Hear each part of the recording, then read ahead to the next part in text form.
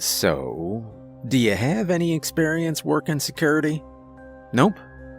Okay, but you have completed the online course, correct? There was an online course? The skinny man slammed his head into his hand. Buddy told me his name. I just couldn't remember. Look, I said, leaning forward with a smile. What do you need me to do exactly?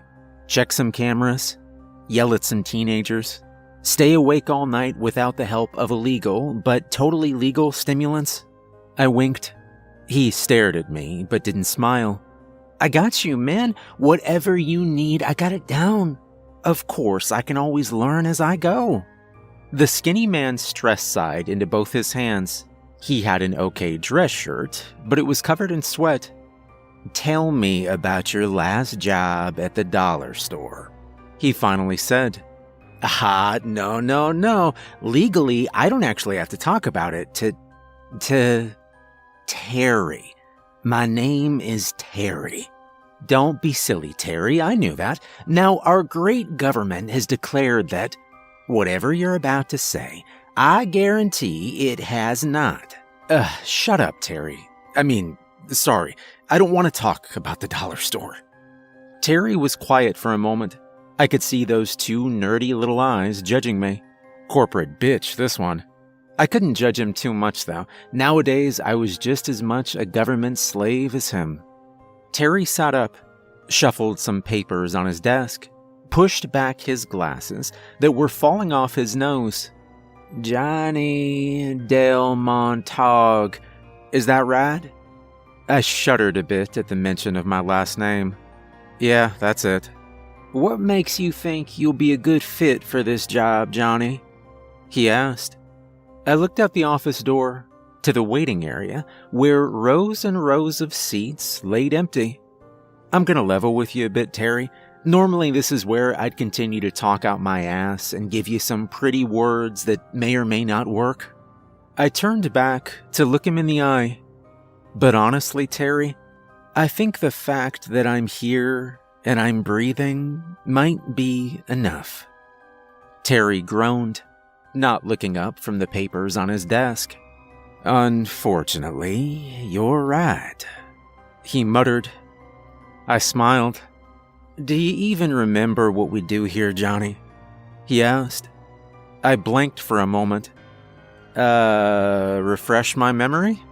Do you actually even care? Well, is it important? No, he said, pulling out a sheet of paper and handing it to me. What is important is this list.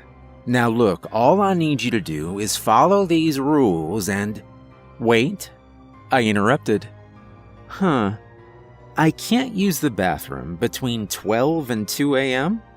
No, that's really important, Johnny. If you do, I'm pretty sure that's illegal, I interrupted. Jesus, Johnny, I'll throw in another 20 a night. Just piss in a bucket or something if you have to go then. I looked back up at him. I think this man was a little bit wacko. Okay, the kid in black I'm supposed to ignore. He's like the owner's son or something? Not important. Just stay away from it. Okay, and look, Johnny, I'm really hoping to leave in an hour. Can you start tonight or no? Ah, crap. I didn't want to start today. Better not let this slip, though. Sure. I pulled my old beater back into, I should really figure out what this place actually is. Doesn't matter, though. It's work now.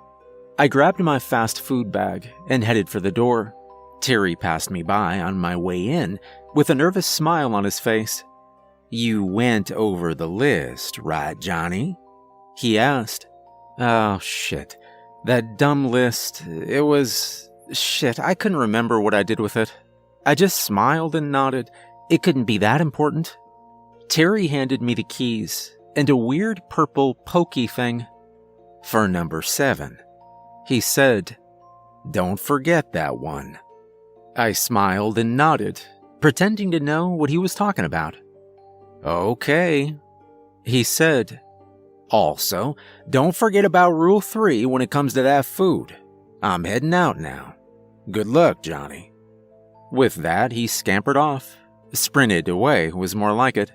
Anyway, with that, I entered the building, locked the door behind me, and made my way to the surveillance room. I plopped my fast food down.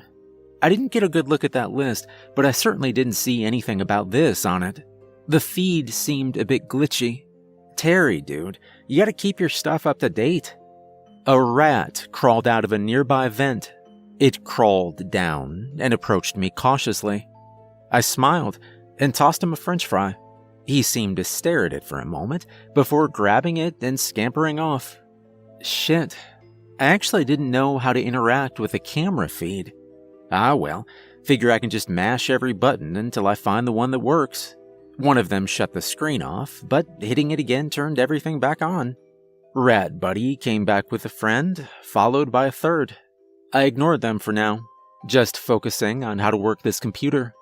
I was about to press this weird red button off to the side of the keyboard when my arm accidentally knocked my drink over. I hope that wasn't rule number 3. I quickly took my sweater sleeve and rubbed it over the keyboard.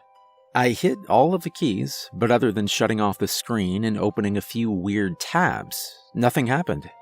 I thought about calling Terry, but figured it was better if I pretended I knew exactly what I was doing. I could get away with that for a while. The rats were everywhere now. They were all running around me in almost a perfect circular pattern. Little weirdos. I tossed them some more fries. I looked up to one of the camera feeds to see that there were actually 2 night workers here.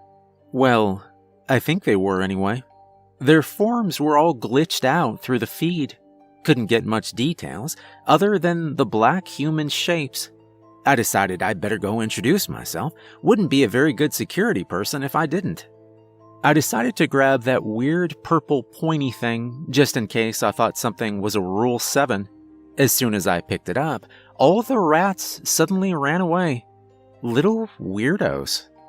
As I made my way down through this place, I realized I didn't actually know what room they were in. I opened one door, and what sounded like a high-pitched scream rang out. I quickly slammed the door. Guess you need earplugs to work with whatever's in there. Finally, I found the 2, though. It looked like my camera feed hadn't actually been lying to me. These poor guys were so covered in coal or sud or whatever that it looked like they were completely black. Everything except their eyes, which looked like they'd been burnt white. Not sure how they even saw me. I introduced myself without delay. "Hey, guys, guess you're the night crew, huh? Terry didn't tell me there were other night workers. My name's Johnny, and—" "Leave us be, mortal. We've been here since before you were even a part of this world, and we demand that we be left in peace." They practically roared at me. Jeez, it wasn't just the eyes and the body. Some of the fumes here really must have done a number on these guys' vocals. This is the problem with the corporations. This right here. Whoa, sorry guys, I'm sorry. Didn't mean to bother you, just making sure you're not teenagers. Oh, by the way, I bet you can get this place to cover surgery for those eyes. Probably even sue them if they don't. I awkwardly started to back out, while the 2 stared at me. "What's wrong with our eyes?" One said. Sorry to bother you, gentlemen." As I made my way back through the dark hallways, I ran into another dude. He didn't look like another worker, but was dressed in all black. Owner's son, I'm guessing. I smiled and nodded, remembering he didn't like to be talked to. He looked back and gave a sadistic grin that reminded me way too much of my brother. I walked past, but this dude turned around and started following me, all the way to the surveillance room where I locked the door on him. I sat back and waited. 1 a.m. Some children showed up in one of the rooms. I was able to use the intercom to get them to scatter. They kept coming back though, and there was always more of them. Never got a good look, but I could tell they were young by their faint silhouettes. Eventually, I decided I was just going to ignore them. I'm not calling the cops on kids. 1:45 a.m. Sorry, Terry, but I'm not using a bucket, and I gotta go. I opened the door to the surveillance room and nearly jumped out of my skin. That weird dude that followed me was still there, grinning. I just stood there for a minute. Wait, maybe this guy needed something. Maybe this was about Rule 7? I grabbed the purple thing and offered it to him. His expression changed to shock as he stared at it. He looked up at me, then back to the pokey thing. Suddenly, he smiled with true glee in his eyes, grabbed it, and ran away. Geez, I can see why Terry wanted me to stay away from him. There was something off about that guy. I found the bathroom and closed an empty stall, and then there was a loud banging on the stall door. I opened it and was greeted by what looked like a feral, red-eyed albino. He looked like he was about to charge me, but I quickly smiled and patted him on the shoulder. As I left, he just stared at me with an expression I could only describe as flabbergasted. He had a split tongue, too. And then I saw a bunch of those workers, still all blacked out, running away from something. What followed was that weird dude from earlier, riding on top of a horde of rats while pointing that purple thing at them. It took me a moment to process what I just saw. I decided it was best not to think about it too much. 4:47 a.m. The workers were running wild. Occasionally one would bang on my door, only to run away as Weirdo Boy King of the Rats made his next round. There were these weird, sorta human-looking things, sulking around with no faces and extra long limbs. Occasionally these weird bloody faces would flicker over the cameras for a bit. These weird dudes in hats seemed to be teleporting around the place. 5:30 a.m.